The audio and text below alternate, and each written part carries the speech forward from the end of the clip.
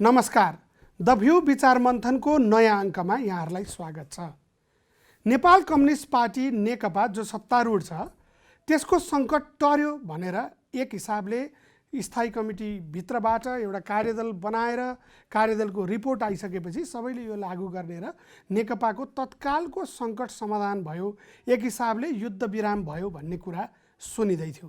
तर एक्कासी कर्णाली प्रदेशको विवाद पछाडि मुख्यमन्त्री फेर्ने जुन त्यहाँनेरि तयारी चल्यो, त्यस पछाडि माथि पनि केन्द्रमा पनि दुई अध्यक्ष बीच, विशेष गरी वरिष्ठ नेताहरू बीच र कार्यदलकै सदस्यहरू जसले कार्यदलमा बसेर नेकपा विवादका लागि यो चाहिँ रोडम्याप हो समाधानको भनेर भन्नुभएको थियो, उहाँहरू आफै ठिक तरिकाले अगाडि बढेन भन्ने कुरा सार्वजनिक भइरहेको छ। खास अब के नेकपा एउटा एक ढिक्का पार्टीका रूपमा अगाडि बढ्न नसक्ने अवस्थामा पुगेको हो। नेकपा भित्रको सङ्कट निकै धेरै गहिरिएको र अब तत्काल महाधिवेशनसम्म सहज ढङ्गले अगाडि बढ्न नसक्ने परिस्थिति बनेको हो। त आज यो विषयमा हामी कुराकानी गर्दैछौँ। हामी कुराकानी नेकपाका एक यस्ता नेतासँग गर्दैथ्यौँ जसले स्थायी कमिटीको बैठक पछाडि लगत्तै यो एकता एक महिना पनि टिक्दैन भनेर सार्वजनिक अभिव्यक्ति दिनुभएको थियो। आखिर के थियो त यसको आन्तर्य? यी सबै विषयमा हामी कुराकानी गर्नेछौँ नेता राम कार्कीसँग। स्वागत छ यहाँलाई कार्यक्रममा। यहाँलाई धन्यवाद र जसले यो कार्यक्रम हेरिरहनु भएको छ, सुनिरहनु भएको छ, उहाँहरू सबैलाई अभिवादन गर्दछु। मैले सुरुमै पनि अलिकति भने, अलिकति हाम्रो रिपोर्टमा पनि आउला। यो रिपोर्टपछि हामी कुराकानीमा जानेछौँ। राम कार्की अर्थात् सुरेन्द्र कुमार कार्की नेपाल कम्युनिस्ट पार्टी नेकपाका युवा पङ्क्ति नेता, 62 वर्षीय कार्की दार्शनिक चेतका व्यक्ति, अझ विशेषमा जाँदा मार्क्सवादी दर्शनका विद्यार्थी, नेपाली कम्युनिस्ट आन्दोलनमा सहभागी कार्की सशस्त्र द्वन्द्वपछिको रूपान्तरणमा सरकारमा सहभागी भई सूचना तथा सञ्चार मन्त्रालयको कार्यभार वहन गर्नुभयो। यो पदीय उचाइमा छँदै पनि उहाँको खास अन्तर्य अध्ययन हो र क्रान्तदर्शी स्वभाव उहाँको मौलिकता हो। त्यसको यात्रा निरन्तर छ। समाजवादी दार्शनिक कार्ल मार्क्सको 200 वार्षिकी कार्यक्रम देशमा वर्षभरि नै चलाइएको छ। उहाँ यसको संयोजनमा हुनुहुन्छ। भौतिकवादी दर्शनकै आधारमा रहेर योजना बनाई मुलुकलाई समृद्ध बनाउन सकिन्छ भन्ने उहाँको चिन्तनधार हो। ओखलढुङ्गा रुम्जाटारको ढिकुर पोखरीमा जन्मिनु भएका कार्की औसत नेपालीको अवस्थाकै अभावमा हुर्किनुभयो। सम्पदा भएर पनि सुख नपाएका नेपालीको दुःख उहाँले छोएरै भोग्नु भएको छ, नजिकबाट देख्नु भएको छ। विश्वको तुलनामा नेपाल यति विपन्न नरहनु पर्ने हो, तर नेतृत्व, राजनीतिक सुझबुझ र कार्यान्वयन पक्ष कमजोर हुँदा नेपाली जनता चिसो चुलामा बस्न बाध्य छन्। यो दशा दूर गराउन भनेर नेता कार्की समाजवादी बाटोमा हिँड्दै हुनुहुन्छ। मार्क्सवादी दृष्टिबाटै देशको दशा सुधार्ने सोचमा हुनुहुन्छ। विचारले नै विश्व बदलिन्छ भन्छन् उहाँ। विचारले समाज परिवर्तन गर्ने पथका पथिक हुनुहुन्छ। तर यो यात्रा सहज अवश्य छैन, किनकि विचारलाई व्यवहारमा बदल्न ठुलै तपस्या गर्नुपर्छ। विश्वमा विचारको वक्ता होइन, प्रयोक्ता मात्रै सफल भएको इतिहास छ।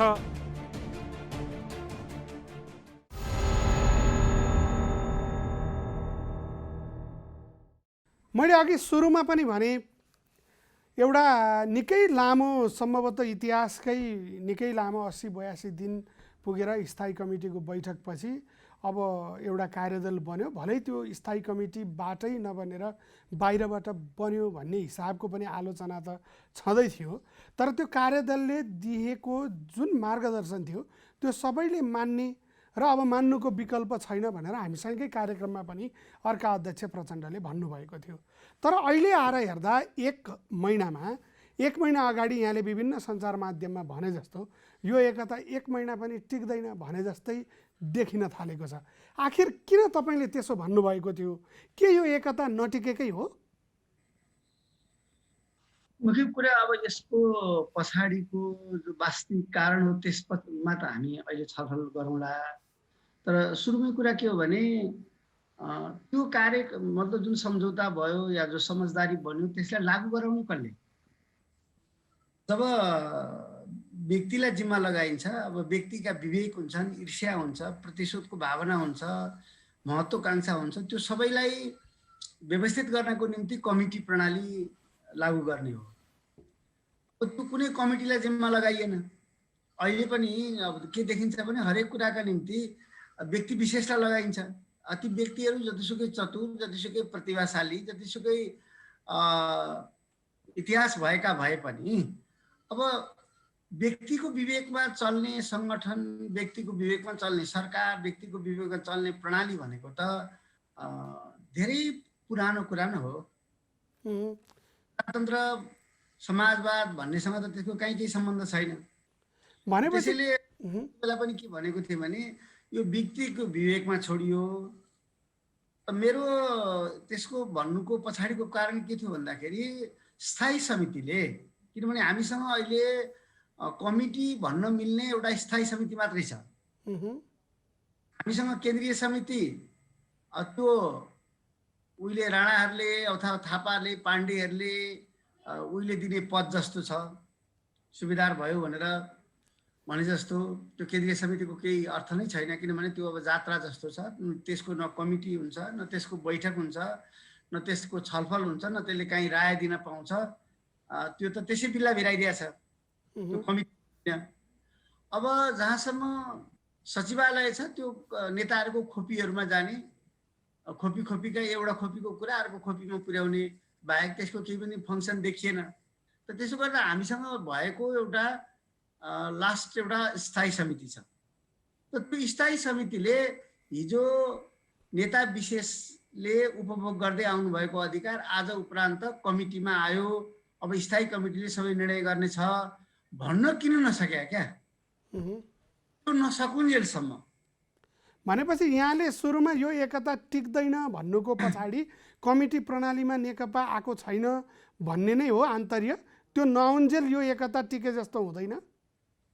स्वाभाविक रूपमा त्यसलाई बाँधभित्र नहालेसम्म, कुनै चिजलाई एउटा मर्यादाको घेराभित्र नपारेसम्म त्यो जुन अमर्यादित बयानबाजी, अब मतलब व्यङ्ग घोचपेच जो भइराखेको थियो, त्यसलाई एउटा मर्यादाको भित्र ल्याउनु भनेको त एउटा प्रणालीभित्र ल्याउने हो नि त।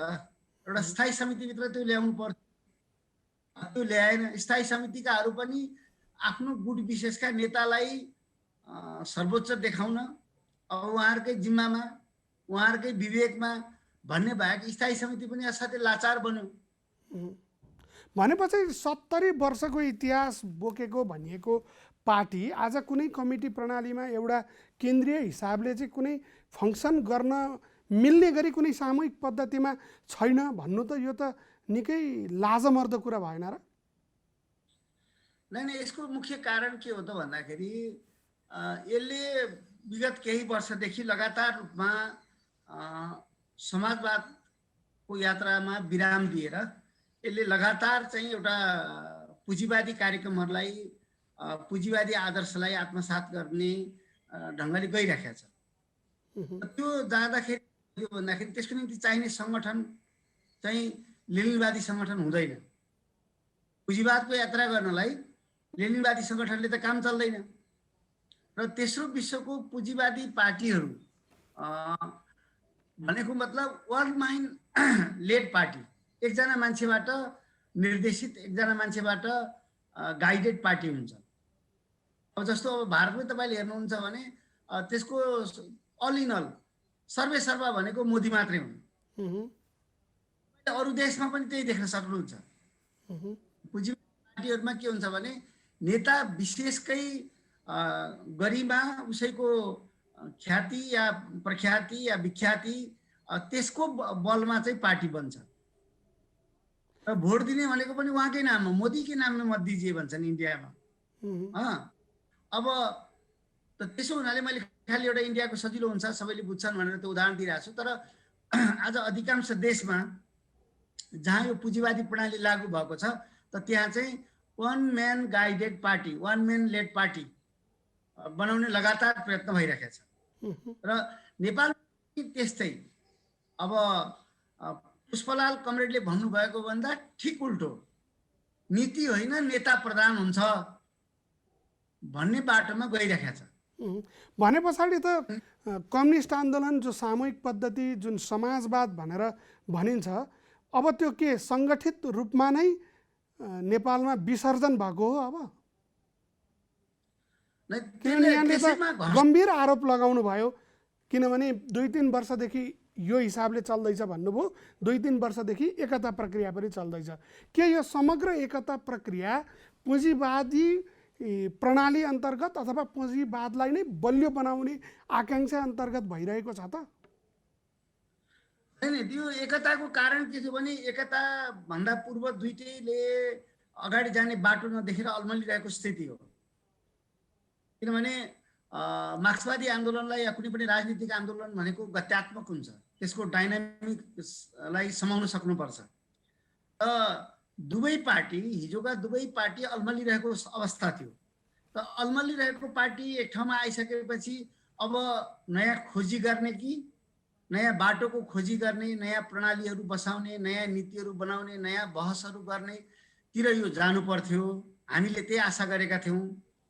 दुईटै विलखबन्दमा परेका पार्टीहरू, इतिहासमा गौरवपूर्ण कार्यहरू गरेका, इतिहास चाहिँ राम्रो भएको, गौरवपूर्ण इतिहास भएको, तर वर्तमानमा अल्मलिरहेको दुईटा पार्टी एक हुँदाखेरि हामीले आशा के साँचेका थियौँ भने अब यो दुईटा पार्टी एक ठाउँमा भइसकेपछि यहाँ चाहिँ छलफल हुन्छ, बहस हुन्छ, नयाँ बाटो कसरी तय गर्ने, नयाँ कार्यक्रमहरू कसरी तयार गर्ने, समाजवादतिर कसरी सोझ्याउने यो देशलाई भन्ने विषयमा विहङ्गम तल्लो तहसम्म छलफल हुन्छ।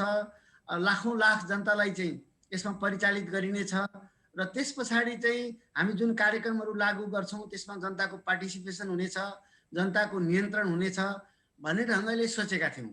तर दुर्भाग्य के भइदियो भने एक ठाउँमा आइसकेपछि त्यो खोजी, त्यो गवेषणा, त्यो अनुसन्धानको पाटोतिर ध्यान दिनुको सट्टा अब सत्ता आयो। किनभने एकताले सत्ता पनि ल्याइदियो, एकताले चाहिँ मन्त्रीमण्डल बनाउन सक्ने हालतमा ल्याइदियो, राजदूतहरू नियुक्त गर्न सक्ने, अध्यक्षहरू बनाउन सक्ने हालतमा ल्याइदियो। तर त्यति बेला चाहिँ अब यो अवसरलाई कसरी उपयोग गर्ने भन्ने विषयमा चाहिँ त्यहाँ लडाइँ पर्यो। तर यो जुन सरकार बनाउने, सत्ता सञ्चालन गर्ने कुरा छ, यो कुरा त एउटा समाजवादी पार्टीको त कुनै एउटा लक्ष्यमा हुन्छ होला नि त, समाजवादतर्फ फड्को हान्न भन्ने कुरा त यहाँहरूले नै भाषणमा चुनावका बेला सबैले भन्दै आउनुभएको थियो। तर अहिले यहाँले एउटा गम्भीर कुरा उठाउनु भयो कि सबै खाले विश्वमा, खास गरी तेस्रो विश्वमा पनि कि पुँजीवादलाई बलियो बनाउनको निम्ति त्यो अनुकूलका पार्टीहरू खडा गरिँदैछन् भनेर जसरी भारतको पनि उदाहरण दिनुभयो, यो एकतामा कहीँ कतै त्यो समाजवादी आकाङ्क्षाभन्दा पुँजीवादलाई नै बलियो गरी चाहिँ पकड जमाउनको निम्ति यो एकतामा कसैले सघाइरहेको त थिएन? यसको मूल उद्देश्य समाजवाद नभएर समाजवादका निम्ति लडेका पार्टीहरूलाई नै पुँजीवादी पार्टीमा रूपान्तरण गरिदिनको निम्ति कसैको खेल त थिएन? एउटा कुरा के हो भने यसलाई जहिले पनि ऊर्जाशील हुनका निम्ति, बलवान हुनको निम्ति, जस्तो रकेट जाँदाखेरि एउटा दूरीसम्म लैजान्छ पहिलो विस्फोटले, त्यसपछि दोस्रो विस्फोट हुनुपर्छ। र राजनीतिक आन्दोलनलाई गति दिनको निम्ति पनि के भने नयाँ विचार आउनुपर्छ, नयाँ पिँढी आउनुपर्छ, नयाँ जमात आउनुपर्छ, त्यसले दिने हो। अब यहाँ के भइदियो भन्दाखेरि नयाँ विचारको पनि बन्ध्याकरण जस्तो, अब नयाँ पिँढीको पनि बन्ध्याकरण जस्तो, अहिले नयाँ पिँढी भन्ने जो छ त्यो नयाँ पिँढी जस्तै लाग्दैन। जो युवा नेताहरू भनिन्छ उनीहरूको विचार त 17-18औं शताब्दीको जस्तो पो सुनिन्छ। त्यसो हुनाले फेरि यसको मतलब के भने म त्यस्तो निराश छैन, यो आउँछ। अब ढिलो चाँडो कति बेला आउँछ, कसरी आउँछ त्यो मात्रै कुरा हो, होइन? त त्यो चाहिँ अब कहिले अति मङ्गलमय ढङ्गले आइदिएदेखि राम्रो हुन्थ्यो, कहिलेकाहीँ विध्वंसकारी ढङ्गले पनि आइदिन्छ। नयाँ नेतृत्व, नयाँ विचार भन्ने कुरा कहिलेकाहीँ सृजनात्मक भन्दाखेरि, रचनात्मक भन्दाखेरि अलि विध्वंसात्मक बाटो तरिकाले पनि आइदिने गर्छ। त्यसले समाजलाई क्षति पुर्याउँछ, घाटा पुर्याउँछ भनेर मात्रै हो। तर मुख्य कुरा के भने पार्टीभित्र एउटा लडाइँ अहिले पनि के देख्छौँ त भन्दा यो एउटा मोर्चा जस्तो बन्यो, मतलब असाध्यै लुज खालको खुकुरो मोर्चा जस्तो। त यहाँभित्र कर्पोरेट हाउसहरूको चाहिँ स्वार्थलाई प्रतिनिधित्व गर्ने मान्छेहरू पनि छन्, किसान मजदुरको कुरा गर्ने मान्छेहरू पनि छन्। तिनीहरू सङ्घर्ष चलिरहेको छ। एउटा एक थरी मान्छेहरू चाहे ती विभिन्न गुटमा विभाजित छन्, तर तिनीहरूको चिन्तन एउटै छ। देख्दाखेरि फलानु नेता भनेर नेता विशेषमा चाहिँ अब त्यो प्यारासाइट भएकाहरू, परजीवी जस्ता भएकाहरू, लहराहरू चाहिँ विभिन्न डाँठहरूमा झुन्डिएका छन्। नेता विशेषलाई चाहिँ हामीले डाँठ मानौँ भन्यो भने त्यहाँ झुन्डिएका छन्। तर उनीहरू सबैको चिन्तन चाहिँ के देखिन्छ त भन्दाखेरि अब जे भइरहेको छ त्यसैलाई चाहिँ अगाडि बढाउने, यसैमा अलिअलि सुधार गर्ने, अलिअलि राम्रो काम पनि गर्ने, अलिकति भन्ने खालको छ। तर एकाथरी अब यो पार्टीभित्र दुःख पाएका, कष्ट पाएका र जो चाहिँ किसान मजदुरहरूसँग जोडिएका छन्, त उनीहरू के भन्छन् भने अहिले पनि पार्टीलाई किसान मजदुरभित्र लैजानुपर्छ, किसान मजदुरको चाहिँ जुन सामाजिक वर्गीय हित छ त त्योभित्र चाहिँ यसलाई उभ्याउनु पर्छ, यसलाई फेरि स्ट्यान्ड गराउनुपर्छ र त्यही अनुसारको सङ्गठन, त्यही अनुसारको चाहिँ कार्यदिशा, त्यही अनुसारको चाहिँ जनदिशा लागू गर्नुपर्छ भन्ने सोच छ। त यो दुईटा फाइट भइरहेको छ। यहाँले जुन फाइटको कुरा गर्नुभयो, एउटा कुरा त यहाँले म फेरि पनि अघिकै विषयमा जोड दिन्छु कि एउटा समाजवाद उन्मुख भनिएको पार्टीलाई पुँजीवादलाई नै बलियो बनाउने ज्यावलको रूपमा, उपकरणको रूपमा खडा गर्नको निम्ति वान मेन लेड अथवा एकदम सीमित मान्छेहरूको बुद्धिमत्ता पूर्ण निर्णयले चल्ने पार्टीका रूपमा खडा गर्नको निम्ति पुँजीवादी प्रणालीको अनुकूल हुनका निम्ति जसरी तयार गरिन्छ, त्यो त हेर्दाखेरि त आज जसले चन्दा दिन्छ, जसले चाहिँ यो पार्टीमा लगानी गरेको छ, जस्ता मान्छेहरू ओम्नी यति जस्ता ग्रुपहरूसँगको सान्निध्यता जुन ढङ्गले सुनिँदैछ त्यो एक हिसाबले ठिक हो जस्तो लाग्छ। तर खोइ त यसभित्रका क्रान्तिकारी प्रयत्नहरू तपाईँहरू कहाँ देख्नुहुन्छ कि यसै आशावादी छु भनेर मात्रै आशावादी हुने त होइन होला? त्यो चाहिँ के छ भने त्यो अहिले पनि भनौँ अब्सक्योर छ, मतलब त्यति देखा परेको छैन। तपाईँले ठिकै भन्नुभयो। त त्यो कहीँ न कहीँ एक त नेता विशेषकै पनि अन्तर्मनमा एक प्रकारको मतलब डाइलीमा देखिन्छ। पुँजीवादीतिर पनि हिचकिचाउँदै अगाडि बढ्ने क्या। जस्तो अहिले यो तपाईँले यो एक दुई साताको पत्र पत्रिका हेर्नुभयो भने तपाईँले पुँजीवादी बुद्धिजीवीहरूले के अर्थी उपदेश दिइरहेको देखिन्छ भने खुट्टा टेकेर हिँड, दरो खुट्टा टेकेर हिँड, किन हिचकिचाएको, ठिक बाटो त हिँडिराखेको छौ। चीनमा चाहिँ माओसेतुङ हुँदा बर्बाद थियो, सबै कुरा समाप्त थियो। अब 80 पछाडि चाहिँ चीन यत्रो उत्पाद चाहिँ विकास गर्यो, त तिमीहरू पनि पुँजीवादी बाटोमा दरो गरी टेकेर हिँड, किन चाहिँ लाज मान्दैछौ, किन चाहिँ नि तिमीहरूलाई हिचकिचाउँदैछौ भन्ने खालको अर्थी उपदेश दिएका लेखहरू चाहिँ 12-15वटा चाहिँ मैले निस्किएको देखेँ। तपाईँहरूले पनि त्यो पढ्नुभयो होला। भनाइ के छ त भन्दा तिमीहरूले ठिक बाटो लिएका छौ, बाटो यही नै हो, अब समाजवादी बाटोबाट हुँदैन। तर यो बाटोमा हिँडेर पनि कसैले केही न केही गरिएर देखाउन सक्छन्, राम्रो गर्न देखाउन सक्छन् व्यक्ति विशेषले अलिक प्रयत्न गर्दा। त्यस्तो डेलिभरी गर न, केही न पनि गरेर देखाउ न, तर बाटो चाहिँ यही हिँड भन्ने उपदेश दिएको हामीले देख्छौँ। त त्यो अर्थी उपदेश दिनुपर्ने, त्यसरी आत्तिनुपर्ने, पुँजीवादीहरू आत्तिनुपर्ने स्थिति किन आयो त भन्दाखेरि उनीहरूलाई के लाग्यो भने जुन नेकपाभित्रै जुन प्रकारको गज्याङ मज्याङ भइरहेको छ त्यहाँ कहीँ न कहीँ तल त्यसको एकदमै अन्तर्यमा वैचारिकहरू पनि छ। यसलाई फेरि समाजवादी बाटोमा लैजाने प्रयास पनि हुनसक्छ। त्यो शक्ति आज मुखर बनेर आउन सकेका छैन, त्यो सतहमा देखा पर्न सकेका छैन। तर यसको भित्र यो 70 वर्ष तपाईँले भन्नुभयो नि, 70 वर्षदेखि किसान मजदुरसँग एउटा एग्रिमेन्ट गरेर, अनुबन्ध गरेर म तपाईँहरूको हितको लागि हामी लड्छौँ, हामी त्यसको लागि मर्छौँ, त्याग गर्छौँ भनेर आएको पार्टीभित्र कहीँ न कहीँ स्वाभाविक रूपमा त्यो समाजवादी चाहिँ पक्ष छ र त्यो पक्षले कतै यो पार्टीलाई, यो सरकारलाई फेरि समाजवादी बाटोमा लैजान्छ कि भन्ने प्रकारको आशंका उनीहरूले जाहेर गरेको देखियो। त्यसले गर्दा म तपाईँलाई के भन्छु भने, र तपाईँको यो टेलिभिजन मार्फत म आदरणीय श्रोताहरूसँग के अनुरोध गर्छु भने निश्चय नै हामीसँग एउटा विशाल हेरिटेज, मतलब विशाल चाहिँ सम्पदाको हामी उत्तराधिकारी हौँ। हामीभित्र हजारौँ हजार मान्छेले गरेको शहादत, हजारौँ मान्छेले गरेको तपस्या, हजारौँ मान्छेले भोगेको दुःख कष्ट, हजारौँ लाखौँ परिवार विघटन भएको, विचल्लीमा परेको यो तमाम चिजको नासो, त्यो धरोहरलाई बोकेर हिँड्ने यो पार्टी भएको हुनाले यो भित्र जब लाग्न मतलब जब यो भित्रका एकदम सामान्य कार्यकर्तालाई यो लाग्न थाल्छ कि साँच्चीकै हाम्रा नेताहरूले अब पुँजीवादी बाटो नै हिँडेका हुन्, पुँजीवादी बाटो नै समाएका हुन्, पुँजीवादी तौर तरिका नै अपनाएका हुन् भन्ने ढुक्क लागेको दिन यहाँ ठुलो लडाइँ हुन्छ। तर यो कहिले लाग्छ भन्ने कुरा नै एउटा जटिल अथवा आज खुट्याउनु पर्ने प्रश्न हो। केही वाम विश्लेषकहरू भन्छन् नि आज समाजवादतर्फ जान चाहने अथवा लाने, त्यतातर्फ जाने जुन ड्राइभिङ फोर्स हो त्यो वर्ग नै छैन नेकपाभित्र भन्ने प्रश्न त उठिरहेको छ नि त। त्यही भएर आज नेताहरूले जे गरे पनि त्यसको चाहिँ कुनै जुलुस लाग्दैन, धर्ना हुँदैन, यो गलत भयो भनेर चाहिँ सङ्गठित प्रयत्न त काहीँ पनि देखिँदैन। एउटा के हुन्छ भने केही मान्छे विशेषको वर्ग परिवर्तन हुँदैमा, केही नेता विशेषको वर्ग स्थितिमा परिवर्तन हुँदैमा वर्ग सङ्घर्ष रोकिँदैन। वर्ग सङ्घर्ष रोकिन्छ र त अहिले पनि के भने देशको किसान मजदुरहरूको ठुलो हिस्साको समर्थनमा नेकपाले सरकार बनाउन सकेको र तर नेकपाको सरकार त किसान मजदुरको समर्थनमा होइन, ठुला चन्दादाता व्यापारीहरूको चन्दाको बलमा भन्ने पनि त भनाइ छ नि।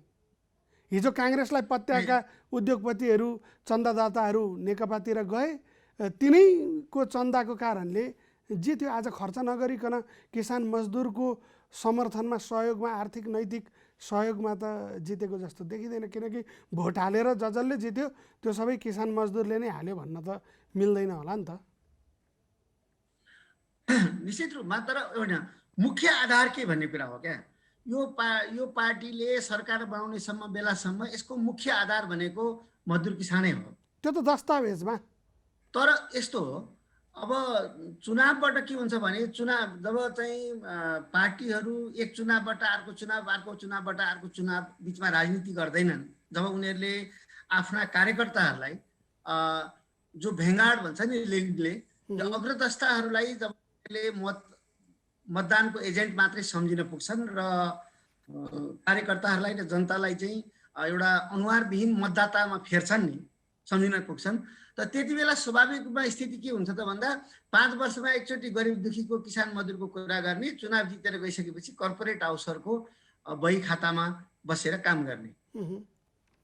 नेताहरूले त्यसैको कर्पोरेट हाउसको लेखापाल, कार्यकारी अधिकृत जस्तो बन्ने जस्तो हालतमा काम गर्ने र त्यही 8-10वटा कर्पोरेट हाउसले जता चाहिँ दम भरिदिन्छ, त्यही पार्टी चाहिँ शक्तिशाली देखिने, त्यही पार्टीको तुजुक बुजुक हुने खालको स्थिति पनि हामीले देखेका छौँ। तर यो नेकपाको स्थिति अब दक्षिण एसियाको या तेस्रो विश्वका अरू पार्टीहरूको भन्दा अलि विशिष्ट छ। अब त्यसले गर्दा यहाँ किनभने तपाईँले गाउँघरमा पनि 5 पुस्ता धनी भएका र 5 पुस्ता गरिब भएका मान्छे सम्भवतः दलित भन्दा बाहेक अरू भेट्नुहुन्न। दलितहरू चाहिँ तपाईँले 10औं पुस्ता 20औं पुस्ताका गरिबहरू भेट्नुहुन्छ, लोपोन्मुख जनजातिहरूमा त्यो भेट्नुहुन्छ।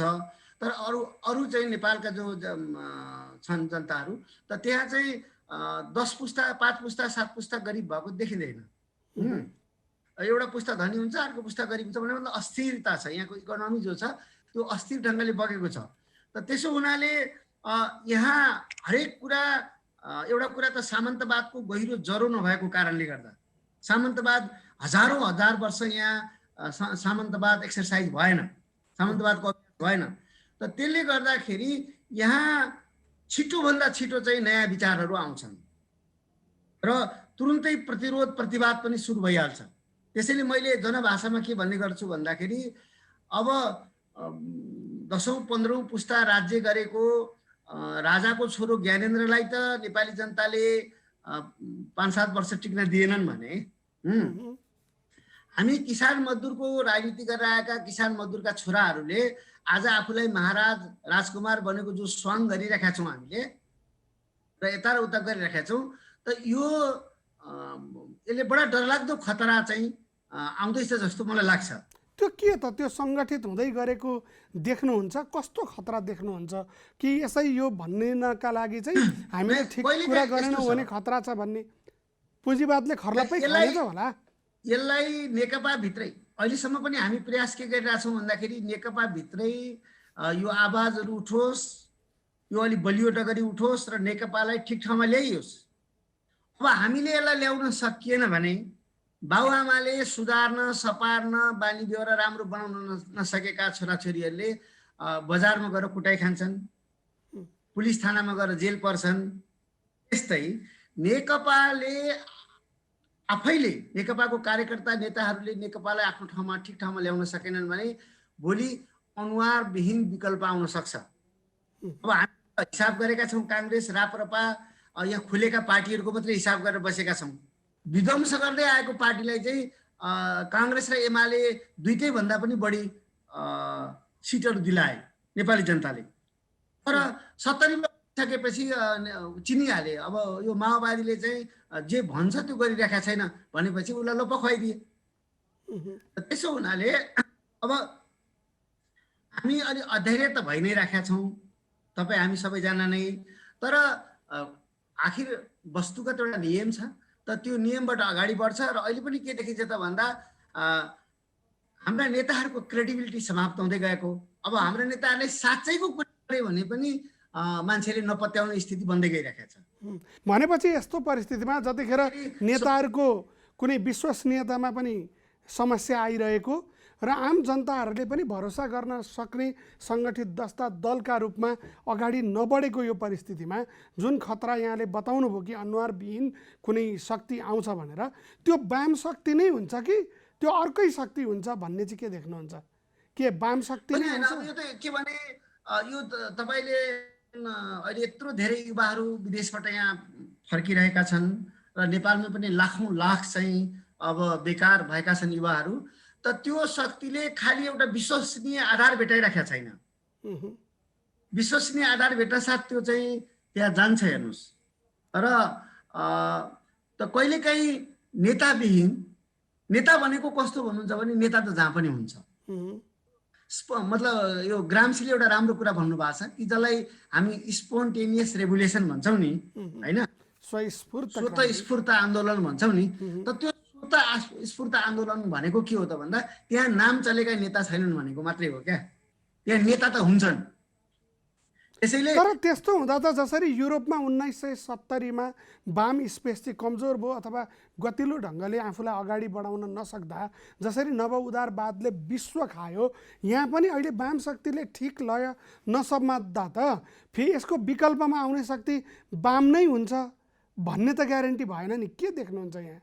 एउटा के भने वर्ग सङ्घर्ष अविराम रूपमा चलिरहेको छ।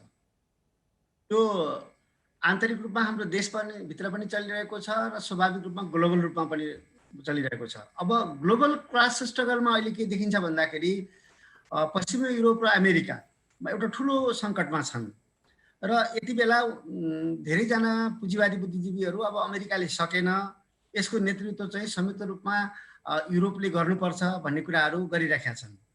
र युरोपले गरेर अब त्यसलाई चाइनालाई कन्टेन गर्ने नाममा होस् अथवा अरू नाममा होस्, अब युरोप अगाडि आउनुपर्छ विश्वको नेताको रूपमा भन्ने कुराहरू गरिरहेका छन् यो ग्लोबल क्लास स्ट्रगलको हिसाबले। अब चीनको स्थितिको बारेमा हामी धेरै कुरा भन्न सक्दैनौँ, तर पनि केही दिन अगाडि एउटा यस्तै जुम मिटिङमा, यस्तै मतलब सेमिनारमा, भर्चुअल मिटिङमा पहिलोपटक मैले चिनिया नेताहरूबाट 4-5 पटक कार्ल मार्क्सलाई कोट गरेको सुने। यस्तो प्राय चाहिँ चिनिया नेताहरूसँगको छलफल डिस्कसनमा हुँदैन थियो। उनीहरू असाध्यै प्र्याग्मेटिस्ट कुराहरू मात्रै गर्दथे, व्यवहारिक कुराहरू मात्रै गर्दथे। तर यसपटक उनीहरूले थ्योरिटिकल मतलब कोटेसनहरू, मार्क्सका थ्योरिटिकल कोटेसनहरू 4-5 पटक गरे एउटा डेलिबरेसनमा, एउटा भाषणमा। त्यसले गर्दाखेरि स्वाभाविक रूपमा केहीले केही something is simmering in China पनि केही न केही अब यसो छड्किरहेको होला।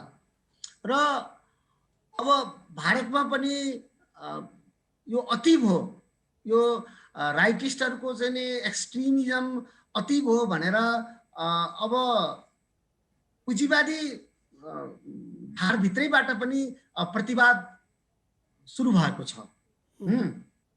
त्यसले गर्दाखेरि अहिले विश्व स्तरमा भन्दा नेपालमा त नवउदारवादी पुँजीवाद अहिले पनि वैँसमा छ जस्तो देखिन्छ। किन यहाँ अर्थमन्त्री बनाउनु पर्यो भने, यहाँ कुनै महत्त्वपूर्ण पद दिनु पर्यो भने यो मान्छेलाई चाहिँ अमेरिकाले पनि अथवा ले पनि पत्याउला भनेर दिने चलन, कसले विश्व ब्याङ्कबाट बढी ऋण लिन सक्छ भन्ने कुराको खोजी। तर हाम्रो नेतृत्व, हाम्रा जुन नेताहरू छन् उहाँहरूसँग हामीले लामो समय सङ्गत गरेको हुनाले अब हामीलाई पनि यति त थाहा छ कि एउटा धक्का पनि उहाँहरूले सहन सक्नुहुन्न। हिजो उहाँहरूले पनि वर्ग बैरीहरूलाई धक्का दिँदै आउनुभएको हो। आज यदि जनताको पक्षबाट किसान मजदुरको आड लिएर कसैले एक धक्का दियो भने हाम्रो नेकपा हामीले त्यसलाई थाम्न सक्छौँ भन्दाखेरि त्यसको बारेमा पनि राम्रो हेक्का राख्नुपर्ने स्थिति छ। तर किन पार्टीभित्रैबाट चाहिँ त्यो धक्का दिन सक्ने कुनै किसान मजदुर पक्षीय राजनीतिमा विश्वास गर्ने त्यो भरपर्दो शक्ति नेतृत्व त्यो सङ्गठित छैन? तपाईँहरूले किन सक्नुहुन्न? यो पार्टी ठिक ठाउँमा गएन, अब सुध्रिउँ कमरेड भनेर किन भन्न नसक्नु भएको? होइन, त्यो भनेर त हुने कुरै होइन। यो क्लासको पक्ष लिने भन्ने कुरा चाहिँ आधा घन्टा चाहिँ किसानको माया लागेर किसान पक्ष हुने, आधा घन्टा चाहिँ मतलब पुँजीपतिको दया लागेर पुँजीपतिको पक्ष लिने भन्ने कुरै होइन। यो त विश्वासको कुरा हो। अब मार्क्सले किसान मजदुरलाई, मजदुर किसानलाई चाहिँ माया गरेर उनले यो दर्शन सिद्धान्तको विकास गरेकै होइनन्। मुख्य कुरा के भने यही वर्गले नेतृत्व दिन सक्छ भनेर गरे हो नि त। मुख्य कुरा मजदुर किसानमाथि कति विश्वास छ त्यसको आधारमा हुने कुरा हो। अब हिजो मजदुर किसानमाथि नै भर गरेर जेल गएका, ठुल्ठुलो सङ्घर्षको नेतृत्व गरेका नेताहरू हुन् हाम्रा नेताहरू। त आज वर्गमाथि विश्वास कम भएपछि, त्यो वर्गमाथि विश्वास कम हुनु भनेको के भन्दाखेरि नयाँ ढङ्गले विचारलाई डेभलप गर्न नसकेपछि त्यो किसान मजदुरसँग, आजको मजदुर किसानसँग कसरी जोडिने? अब यहाँ हुन त विभिन्न प्रकारका चाहिँ पोस्ट मोडर्निजमको तर्कहरू पनि आउँछन् कि अब वर्गै छैन या छैन भनेर। तर मुख्य कुरा कम्युनिस्ट पार्टीलाई अहिले समस्या परेको के छ भने अब अहिलेको स्थितिको जो किसान छ, अहिलेको स्थितिको जो मजदुर छ, अहिले जो किसान कृषिबाट चाहिँ बाहिर निस्किरहेको जो युवाहरू छ, कृषिले अटाउन नसकेर, कृषिले त्यहाँ उनीहरूलाई रोजगारी दिन नसकेर बाहिरिरहेका युवाहरू छन्, त तिनीहरूसँग जोडिने खालको नीति बनाउन सकिरहेका छैन नेकपाले। भने पछाडि समस्या चाहिँ यहाँभित्र त्यो नीति बनाउनतर्फ प्रयत्न गरिदिने दस्ता त चाहिएला नि त। किन केन्द्रीय कमिटीमा एउटा शक्ति चाहिएला, स्थायी कमिटीमा एउटा, यहाँले अघि स्थायी कमिटी मात्रै कमिटी भन्ने गरेको एउटा ठाउँ छ भन्नुभयो। त्यहाँभित्र किसान मजदुरको अथवा समाजवाद ल्याउनुपर्छ, समाजवादका लागि लाग्नुपर्छ भन्ने कुराको विचारलाई संश्लेषित गर्ने दस्ता नै छैन त। अब के छ नेकपामा कुनै देख्नुहुन्छ आधार नेकपाभित्रै यो बौरिने? अब यो जब 26-27 सालमा चाहिँ अब नेपालको कम्युनिस्ट आन्दोलन जब बिखरावको शिकार भएको थियो, विभिन्न चाहिँ अनेक हेडक्वार्टरहरू बनेमा विभाजित थियो। पूर्वी कोशी प्रान्तीय कमिटीको एउटा जिल्लाले चाहिँ गरेको विद्रोहको सन्तान हो हिजोको नेकपा एमाले। त्यस्तै बागलुङको एउटा जिल्ला कमिटीले चलाएको अभियानबाट जन्मिएको हो यो हिजोको नेकपा माओवादी। त्यसो हुनाले अहिले त्यस्तो भविष्यवाणी गर्न त सकिँदैन अशेषजी, हामी सक्दैनौँ। तर विश्वस्त भएर के भन्न सकिन्छ त भन्दा नेकपाभित्र त्यो इलिमेन्ट छ, त्यो तत्त्व छ, त्यो तागत छ, त्यो शक्ति छ। त त्यसले समाजवादी आन्दोलनतिर ल्याउँछ यो रथलाई एकचोटि। त त्यो रथलाई चाहिँ स्वाभाविक रूपमा समाजवादको ट्र्याकमा ल्याउन खोज्दाखेरि यताउता होला, गजाङगुजुङ होला। भनेको के नेकपाकै नामबाट ल्याउन सक्ने सम्भावना कतिको छ? नै नेकपाभित्र, किनभने आज नेकपाभित्र एउटा ठुलो फोर्स, जसरी बाहिर मान्छे चाहिँ तिलमिलाएर बसेका छन्, मान्छे आक्रोशमा छन्, त त्यस्तो त हामी नेकपाभित्रै पनि देख्छौँ। अहिले पनि जे जति चाहिँ बाहिर आन्दोलनहरू हुन्छन् त्यो आन्दोलनमा हामी के देख्छौँ भने त्यही आन्दोलनमै झन्डा बोक्न नगए पनि छेउको किनारामा पुगेका हुन्छन् हाम्रा कार्यकर्ताहरू। व्यग्रतालाई जति छिटो नेतृत्वले बुझ्न सक्यो त्यो त्यति राम्रो हुन्छ। तर एउटा कुरा के भने निसन्तान हुँदैन, क्रान्ति निसन्तान हुँदैन, देश निसन्तान हुँदैन। र त्यसो हुनाले ढुक्क साथ के भन्न सकिन्छ र अहिलेको जुन ग्लोबल पिक्चर छ त त्यो ग्लोबल पिक्चरबाट पनि के लाग्छ त भन्दाखेरि पोस्ट कोरोना एउटा नयाँ स्थिति आउँछ। किनभने पुँजीवादले यसलाई सम्हाल्न सकेन। त्यो त पुँजीवादभित्रैकै कतिपय इमान्दार बौद्धिकहरू पनि के भनिरहेका छन् त भन्दा पुँजीवादले कन्टेन गर्न सकेन खतराको। तर कम्युनिस्ट अन्तर्राष्ट्रिय जुन भनिन्छ त्यो पनि त बनेको देखिँदैन नि। बरु पुँजीवादीहरू नै चाहिँ एउटा उपाय काम लागेन भने अर्को उपाय खोज्ने, अर्को उपाय काम लागेन भने अर्को विकल्प खोज्ने कुरामा त पुँजीवाद अथवा नव उदारवाद नै काबिल देखिरहेको छ। तर कम्युनिस्टहरूको त यो विश्वको जुन समाजवादी आन्दोलन हो त्यसको त कुनै एउटा अन्तर्राष्ट्रिय फोरम पनि बलियो गरी बन्न सकेको छैन नि। के भन्नुहुन्छ यसमा? होइन, अब त्यस्तो सबैले मान्ने खालको फोरम त अहिले छैन। तर पनि अब हामीले देख्छौँ कि यो बर्नी स्यान्डर्स, यानुसहरूले पनि एउटा प्रयत्न गरिरहेका छन्। अब युरोपमा, पश्चिमी युरोपमा पनि एक प्रकारको प्रयासहरू भइराखेको छ। र अब यहाँ साउथ एसियामा पनि हामीहरूले अब भेट्ने, आपसमा चाहिँ छलफलहरू गर्ने, आफ्ना चाहिँ अनुभवहरूको साटासाट गर्ने यो प्रक्रिया चाहिँ सुरु गरेका छौँ। अब यसले धेरै अब यो पुरै एउटा शक्ति त बनिसकेको छैन। तर के हो भन्दाखेरि विश्वभरि यो चिन्ताको साथ समाजवादी आन्दोलनमा लागेका मान्छेहरू पनि छन्। मुख्य नेताहरूको स्थिति हेर्दाखेरि त अब किनभने कुनै छलफल छैन, कुनै पनि चिज मुद्दालाई उहाँहरू डिस्कसनमा लानुहुन्न, कुनै फोरममा लानुहुन्न। तल जिल्ला कमिटीसम्म नेपालको कृषिलाई कसरी ठिक गर्ने, नेपालको स्वास्थ्य के गर्ने, शिक्षा के गर्ने बारेमा छलफल मात्रै गराइदिए पनि हुन्थ्यो नि त।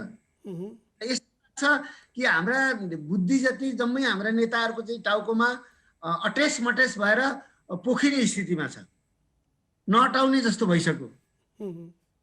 त कम्युनिस्ट पार्टीले गर्ने काम भनेको त के हो भने हामीले पहिला पनि अपेक्षा गरेका थियौँ कि कम्युनिस्ट पार्टी ज्ञान कहाँबाट आउँछ भन्दाखेरि स्वाभाविक व्यवहारबाट आउँछ। अब व्यवहारहरूको सामान्यकरण, व्यवहारलाई चाहिँ एउटा तर्कसङ्गत चरणमा पुर्याएपछि मात्रै ज्ञान आउँछ त भन्ने हो। भनेदेखि त स्वाभाविक रूपमा देशमा अहिले हाम्रा 7-8 लाख जुन सदस्यहरू छन् उनीहरूलाई त विभिन्न प्रकारको छलफल बहस यसमा चाहिँ ल्याउनु पर्ने।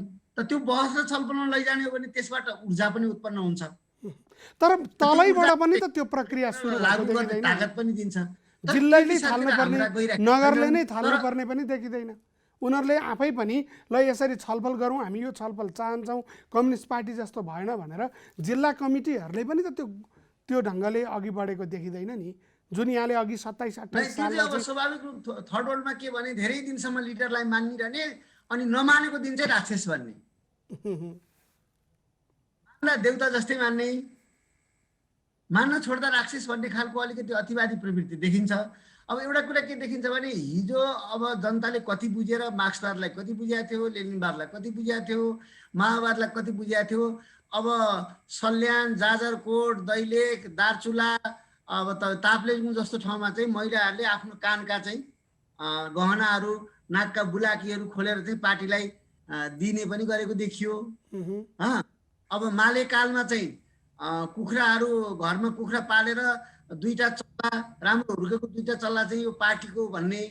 अब बाख्राका पाठाहरू चाहिँ एउटा राम्रो हुर्केको पाठा चाहिँ पार्टीलाई भन्ने पनि देखियो।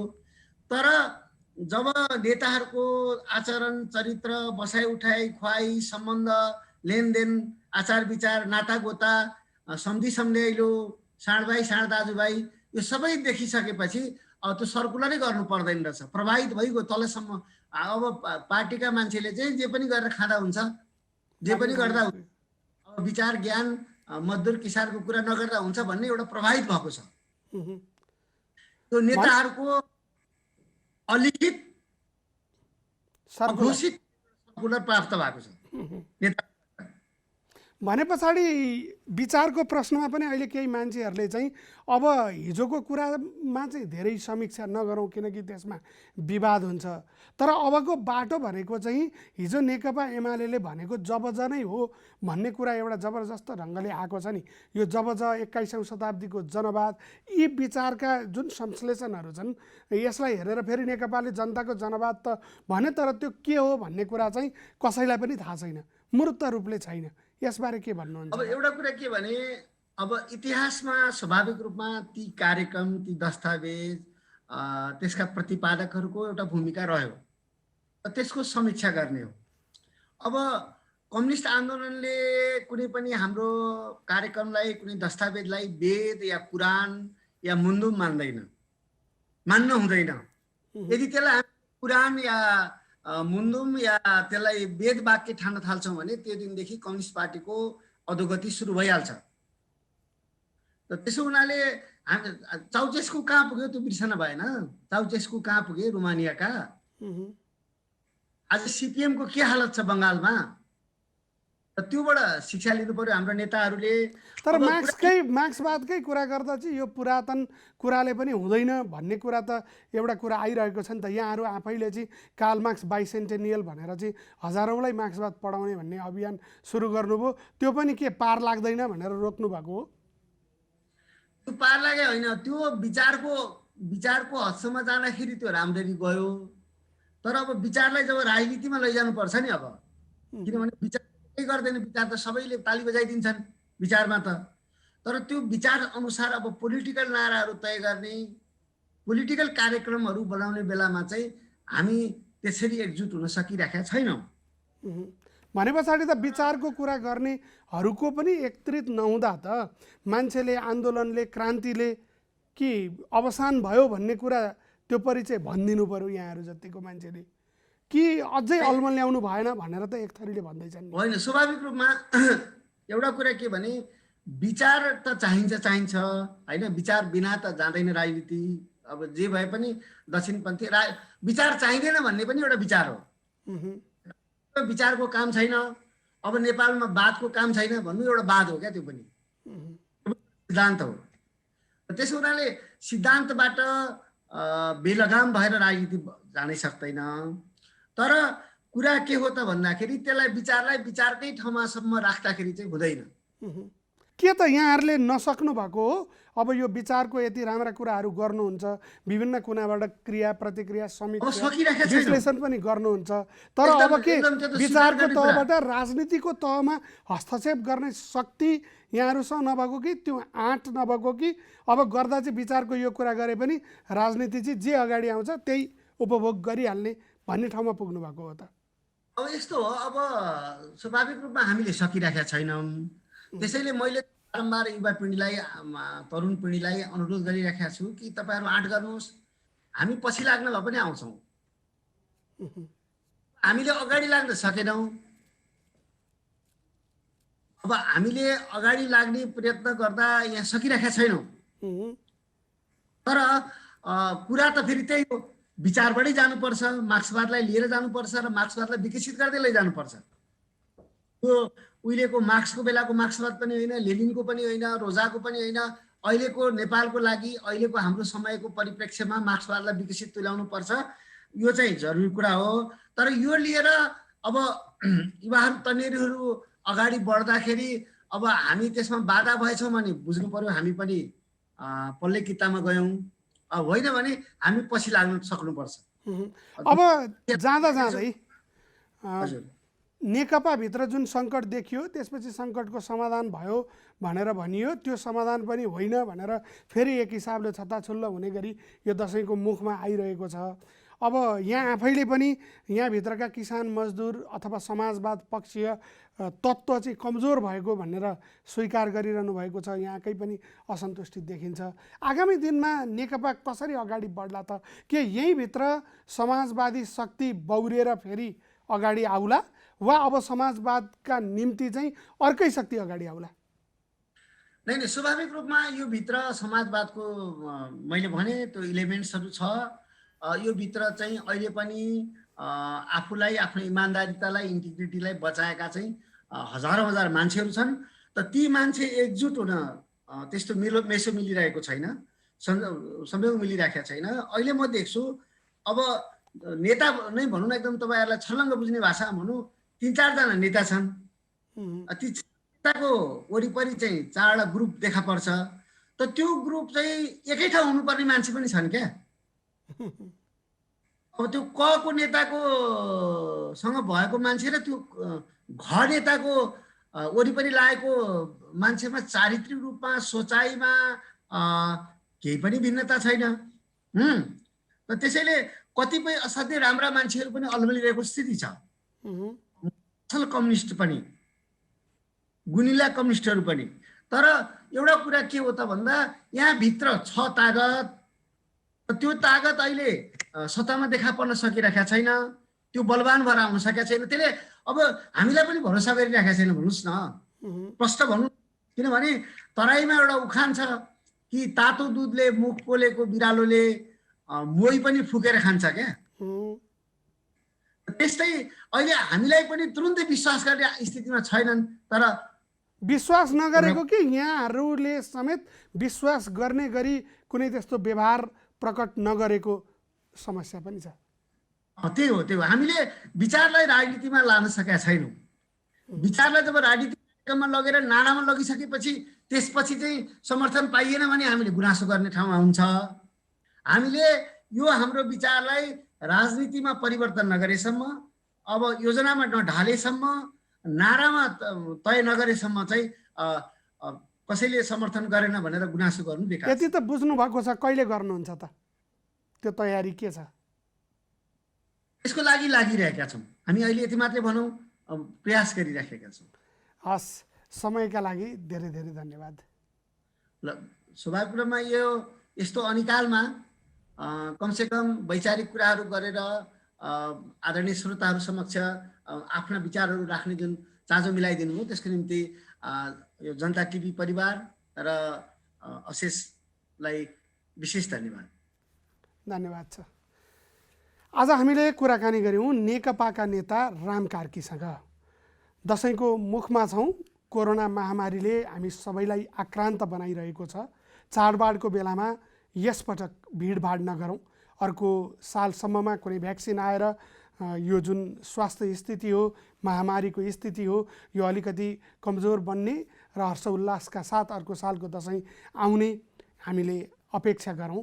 यो पालि त्यो हर्षोल्लासका साथ दसैँ नआए पनि आफू आफ्नो ठाउँमा सुरक्षित रहेर चाडबाड मनाऊँ। किनभने एउटा नेपाली हाम्रो जनजीवनमा भनाइ नै छ कि दशा भनेको चाहिँ बाजा बजाएर आउँदैन भन्ने कुरा। त्यसैले दसैँलाई दशाका रूपमा नभित्र्याउनको निम्ति महामारीको जोखिमबाट आफू पनि बचाउँ, आफ्ना मान्यजनहरूलाई, आफ्ना प्रियजनहरूलाई बचाउँ। यिनै कुरा गर्दै हामी आगामी हप्ता यसै समय फेरि उपस्थित हुने नै छौँ। त्यतिन्जेलसम्मका लागि जनताद्वारा जनताका लागि प्रसारित जनता टेलिभिजन हेरिरहनुहोस्। आजलाई द भ्यू विचार मन्थन यति। नमस्कार।